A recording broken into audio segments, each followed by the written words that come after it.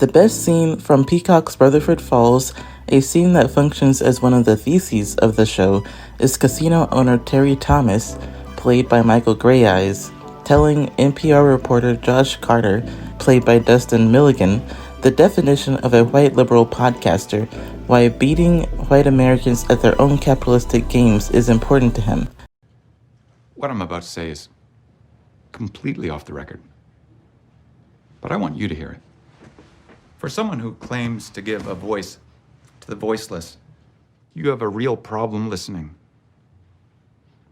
And while I appreciate you seem to have read the entire Wikipedia entry for our tribe, you will never grasp a traditional Minneshanka way of life because you come from a society that values the self over the whole. Doesn't matter how you dress it up. That's why you're choosing to focus on some purity test instead of what we're trying to actually achieve here. Have you ever heard of the 7 generations? I have an article about it somewhere. It's a practice to ensure that the earth and our language and our people will not only exist, but thrive 7 generations from now. That the decisions we make today will have an impact long after we're gone. Everything I do and every move I make is to ensure the success of my nation.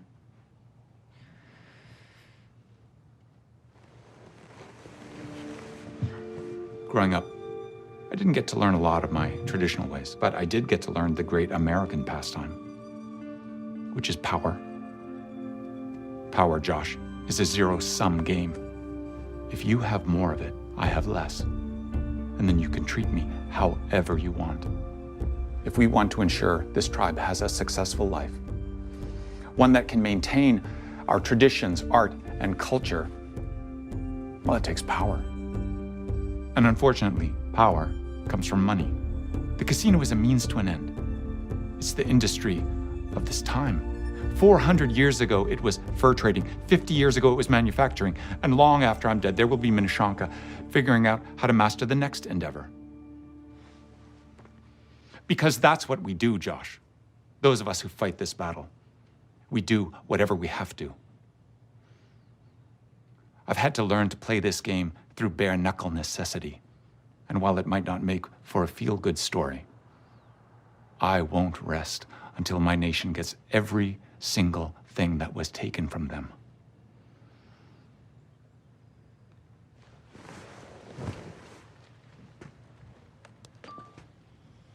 Josh, it's been so wonderful talking to you. Would it be possible to get a copy of this for my files?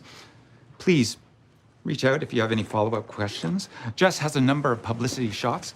I'm partial to the one of me and Michelle Obama. For Terry, it means getting back the land that was stolen from his Minneshankan people and caring for it the way it was meant to be cared for.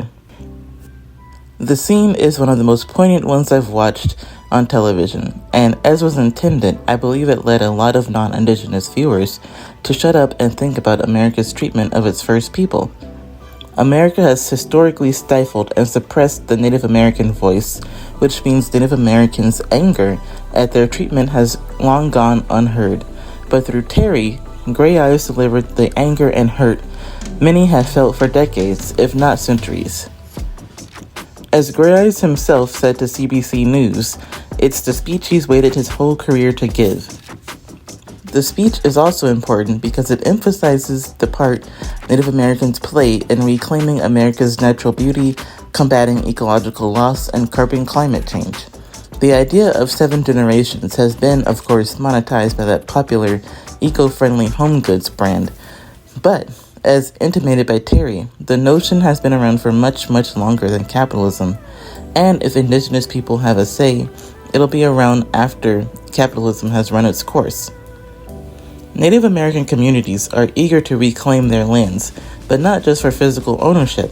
Illuminative outlines several recent gains made by Indigenous communities. Alaska's Native American activists killed a proposed mining road leading to 44,000 acres of Bristol Bay to gain protection. More Native conservation initiatives are now pressing forward as a result. The Yurok tribe of California bought a 40-acre farm this January and now owns over 44 miles of land along their historic Klamath River. The Confederated Salish and Kootenai tribes now have complete control over their 18,000-acre bison range that resides within their reservation. The buffalo have been part of the tribe's traditions for centuries. Now, after 100 years of American seizure placing the range under government control, the tribes have reclaimed an important part of their heritage. Maine's Passamaquoddy tribe's Pine Island, also known as Kwesui-Monique, is now back under the tribe's jurisdiction. The tribe bought the land for $355,000, reversing the robbery colonists carried out in 1820. In Minnesota, the state returned 114 acres to the Lower Sioux Indian community. The acreage returned to the community is a start, but as Illuminative wrote, the Dakota people lived on millions of acres before an 1851 treaty forced them to give up the land. More land back wins include the Eureka City Council in California transferring historic lands to the Wiyot people between 2004 and 2006. The 60-plus acres of land has been added to the land the tribe has already purchased. The United Methodist Church repatriated land back to the Oklahoma's Wyandot Nation in 2019, beginning to make good on the government's 200-year promise of 148,000 acres to the nation. And in 2020, the Esalen tribe bought a 1,200-acre ranch near Big Sur, California, as part of a deal equaling $4.5 million. The ranch will protect old-growth, forest and wildlife, and the Little Sur River. With land back under Indigenous control, Indigenous practices can flourish, which are net positives for everyone. Scientific studies are only confirming what Native people already knew. Indigenous practices help the planet. Take, for instance, wildlife prevention and maintenance. Lakota law reports how Indigenous fire management practices have been in line with ecological stewardship for thousands of years. For over 13,000 years, the Chumash, Hupa, Karuk, Miwok, Yurok, and other tribes across California have used intentional burns to reduce the risk of large wildfires, help renew local food, and create habitat for animals, wrote the site. In an archaeological study in the Great Plains, researchers found evidence indicating that indigenous fire burning methods enhance climate variability in prairie fire landscapes. Where indigenous communities steward the land, fire and water is better managed, Lakota law continued. Returning more land to indigenous people and having indigenous leaders' input on land management strategies is essential in combating a cataclysmic climate crisis. Land back restores indigenous nations' sovereignty and encourages more connection with the earth. As Salto writer and community organizer Nikita Longman wrote, the land back movement, climate action, and traditional cultures are intertwined. Land back cannot be co-opted by the government and turned into a performance, perhaps in the way we have seen with reconciliation. Land back is a statement, it's a demand. There is no room for discussion or theory, and it will not wait on recommendations or policy change, she wrote for Grist. Land back to me means a combination of a return to things while also taking into account the ways in which indigenous people have evolved into the present and how we will continue to evolve into the future. Land back means access to sustainable food from the land, and it means affordable housing in urban settings. It means a return to our languages and incorporating harm reduction strategies into ceremony.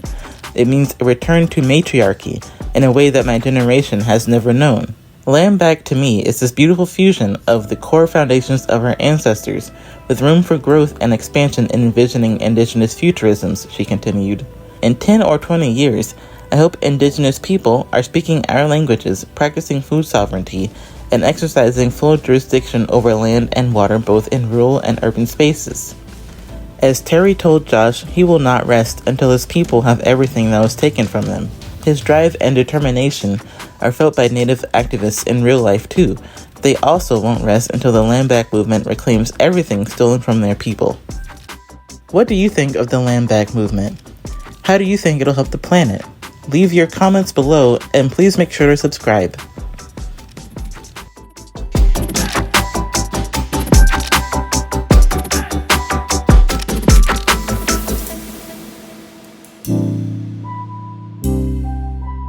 Thank you.